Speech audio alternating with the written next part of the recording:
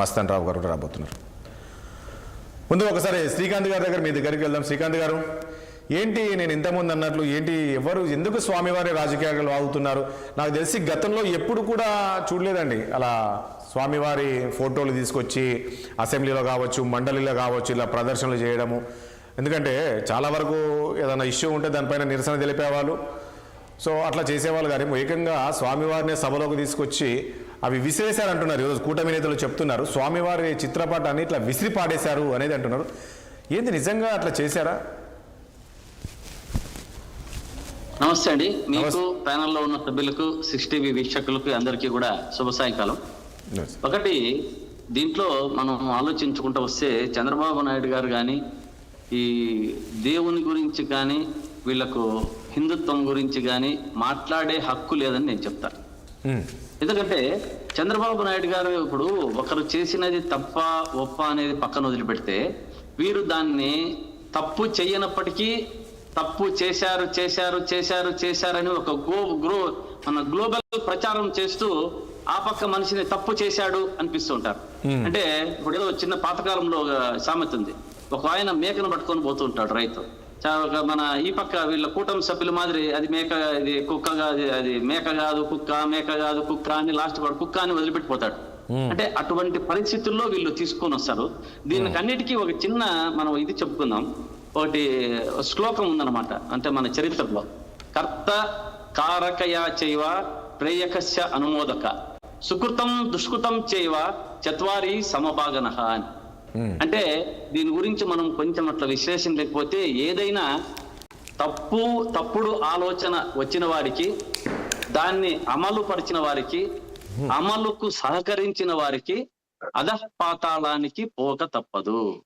ఎందుకంటే మనము చూస్తూ ఉన్నాం ఈ లడ్డు విషయంలో ఏది ఏమైనా సరే చంద్రబాబు నాయుడు గారు ఒక ముఖ్యమంత్రి హోదాలో మొదట వారి మీటింగ్ లో మాట్లాడుతూ అది కల్తీనా లేకుంటే ఇంకొకట ఏది ఇంకా తెలియక ముందే అందరికీ ప్రజలకందరికీ భక్తుల మనోభావాలు దెబ్బతీసే విధంగా దీంట్లో జంతు కొవ్వు అని ఒక్క మాట నోటికి, అది నేలకు నరం ఎమక లేదు కాబట్టి సరిపోయింది. కానీ ఆ స్థాయిలో అతను మాట్లాడడం రాష్ట్ర ప్రజలే కాదు, దేశ ప్రజలే కాదు, ప్రపంచంలో ఉన్న వారంతా కూడా తప్పనే అంటున్నారు. అది గుర్తుపెట్టుకోవాలి. వీరు దానిని కప్పిపుచ్చుకోవడానికి ఒక తప్పుకు 10 తప్పులు, 10 తప్పుకు 100 తప్పులు ఇట్లా చేసుకుంటూ చేసుకుంటూ చేసుకుంటూ పోయి స్వామి వారిని మన లడ్డును ప్రపంచ స్థాయి నుంచి కిందికి తీసుకుని కాదండి. కల్తీ అనే అంశాన్ని, కల్తీ అయితే జరిగింది అనేది ఈరోజు రిపోర్ట్లు అయితే వచ్చింది కదా. ఈరోజు చంద్రబాబు గారు మాట్లాడింది కూడా కల్తీ జరిగింది దానిపైనే కదా. కల్తీ జరిగింది అనేది దాంట్లో రిపోర్ట్లు అయితే ఉంది కదా, ఎన్డీటీవీ రిపోర్ట్లు కాదు, సిటీ ఇచ్చిన రిపోర్ట్లు అయితే ఉంది కదా. ఒకటి బ్రదర్, నేను చెప్తున్నా, కల్తీ అనే దానికి దీంట్లో జంతు కొవ్వు, పంది మాంసము, మరి వచ్చి ఇప్పుడు మళ్ళీ అప్పుడు అదంతా మారిపోయింది. జంతు కొవ్వు పోయింది, పంది మాంసం పోయింది. అంటే ఎంత డిఫరెన్స్ మీకు అర్థం కాలేదు మాకు. శ్రీకాంత్ గారు నేనేమంటున్నా, శ్రీకాంత్ గారు ఒక్కో పాయింట్ ఇక్కడ. సరే, మనం అదన్నీ చాలా వరకు చర్చించాము. ఈ రోజు ఎందుకు స్వామివారి ఫోటోలను తీసుకొచ్చి లోపల ప్రదర్శించాల్సిన అవసరం ఏముంది? ఆ చెప్పులతోటి రావడము ఇదంతా కూడా కొంచెం హిందూ మనోభావాలు దెబ్బతీసే విధంగా ఉండదా? ఇప్పుడు మనం వెళ్తూ ఉంటాము, మనం ఒక దగ్గరికి వెళ్తున్నప్పుడు సపోజ్ మనం కారులోనే వెళ్తుంటాము, అక్కడ ఒక దేవుడు కనబడ్డాడంటే జస్ట్ మనమే కాళ్ళు చెప్పులు వదిలేసి ఇలా ముక్కుతుంటాం. సో ఒక టెంపుల్కి వెళ్తుంటే అలాంటిది స్వామివారి ఫోటోలు తీసుకొని చెప్పులు, అది కొంచెం హిందువులకు కొంచెము ఇబ్బందికరమైన పరిస్థితే కదా. హిందూ మనోభావాలు స్వామివారు ఇందు గలడు అందు గలడు అంత లేడని సందేహం వలదు. స్వామివారు అక్కడికి ఏమి తీసుకురాని ప్లేస్ కాదు. స్వామివారు అసెంబ్లీలో ఉండొచ్చు, మనం కారులో కూర్చున్నప్పుడు స్వామివారిని పెట్టుకుంటాం. కానీ వీళ్ళు చెప్పుల గురించి మాట్లాడే అర్హత వీళ్ళకి ఎక్కడుందండి? మొన్నటికి మొన్న గజల్ శ్రీనివాస్ గారు ఒకటి విజయవాడలో ఒక మీటింగ్ పెట్టాడు, ఏదో మన తెలుగు సాహిత్యం మీదనో తెలుగు దాని మీదనో. ఒక్కసారి ఎనికి పోయి తిరిగి చూడండి, సాక్షాత్తు చంద్రబాబు నాయుడు గారు వారు ఇచ్చిన రోజువుడ్ వెంకటేశ్వర స్వామిని బూట్లు వేసుకొని తీసుకున్నారు. మరి వీళ్ళు మాట్లాడతారు, సాక్షాత్తు వెంకటేశ్వర స్వామిని రోజువుడ్ వెంకటేశ్వర స్వామిని షూ వేసుకొని తీసుకున్నాడు ఆయన. గతంలో చూసాం పూజలంతా అసలు రాజధాని పూజ బూట్లు వేసుకొని చేశారు. మరి మాట్లాడతారు వీళ్ళు కూడా. అది విఘ్నత అందరికీ ఉండాలి. నేను చెప్పేది అది తప్ప ఒప్ప అనేది చూస్తే వేలు చూపించే ముందు నీ పక్క ఎన్ని చూపిస్తున్నాయని చూసుకోవాలి. అంటే ఇది తప్పు కాదంటారు మీరు? ఇది కాదా? కాగా శ్రీకాంత్ గారు, ఎవరు చేసినా తప్పే. ఇప్పుడు ఇది తప్పు కాదంటారు మీరు? మీరు మీరు మీరు చెప్పులు వేసుకొని స్వామివారి చిత్రపటాన్ని లోపల తీసుకొచ్చిందే తప్పు కాదంటారు మీరు? వారిని పట్టుకుంటే తప్పే. ఇప్పుడు అంటే వాళ్ళు చేసినది గొప్ప. వాళ్ళు చేశారు కాబట్టి మేము చేసామంటారు. చెప్పండి.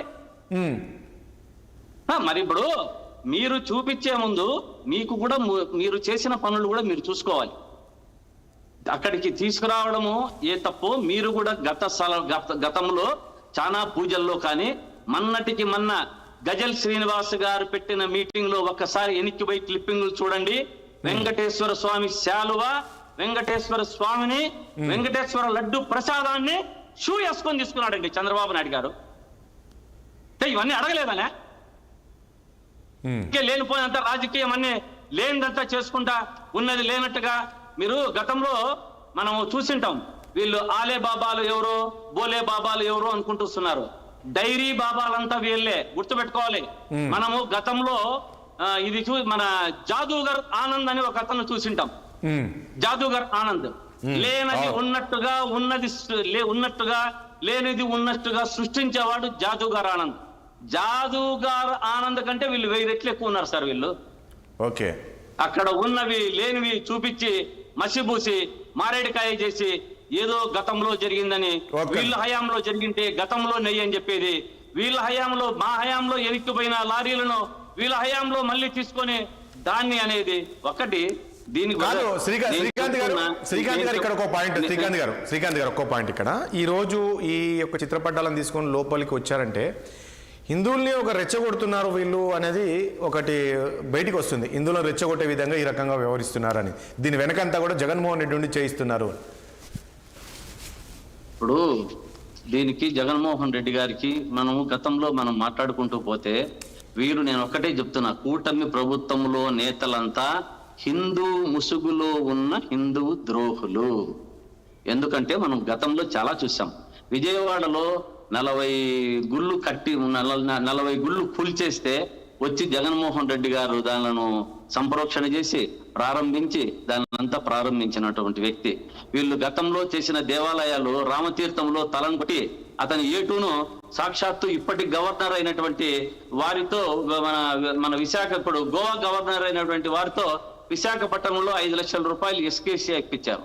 అదే కాదు, అంతర్వేదంలో రథము వీళ్ళ టీడీపీ వాళ్ళ కార్యకర్త చేసింది.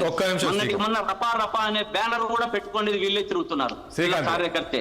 అన్ని బయటకు వస్తున్నాయి ఇటువంటి కార్యక్రమాలంతా. ఇంకొకటి నేను చెప్తున్నా దీంట్లో సూటిగా, అధర్మం కూటమి ప్రభుత్వంలో 6 పాదాల మీద నడుస్తున్నది. ఒకటి చంద్రబాబు నాయుడు గారి పాదాలు, ఒకటి లోకేష్ గారి పాదాలు, ఇంకొకటి పవన్ కళ్యాణ్ గారి పాదాలు. కూటమి ప్రభుత్వంలో అధర్మము 6 పాదాల మీద నడుస్తుంది అని చెప్పడంలో ఏమాత్రము అతిశయోక్తి లేదు. ఇది ప్రజలకంతా కూడా చాలా, వీళ్ళు ఎన్ని మసిబూసి మారేడికాయ చేసి ఈ అసెంబ్లీని చూపించి, స్వామిని చూపించి, ఇంకొకటి చేసి రాజకీయం. స్వామిని వీళ్ళు తిరుమల సాక్షాత్తు తిరుమల తిరుపతి వెంకటేశ్వర స్వామి వారిని లడ్డు ప్రసాదాన్ని ఒక్క నిమిషం ప్లీజ్. సురేందర్ నాయుడు గారు ఒక్క నిమిషం అండి ప్లీజ్. ఒక్క నిమిషం. అదే కాదండి, చూస్తూ ఉంటారు ప్రతిదీ న్యాయం జరగాల అని చేయడానికి మాత్రమే అసెంబ్లీలోకి ప్లే కార్డు ఏమి తీసుకురాని వస్తువులు తీసుకురాలేదు కదా అసెంబ్లీలోకి. తీసుకురావాలి.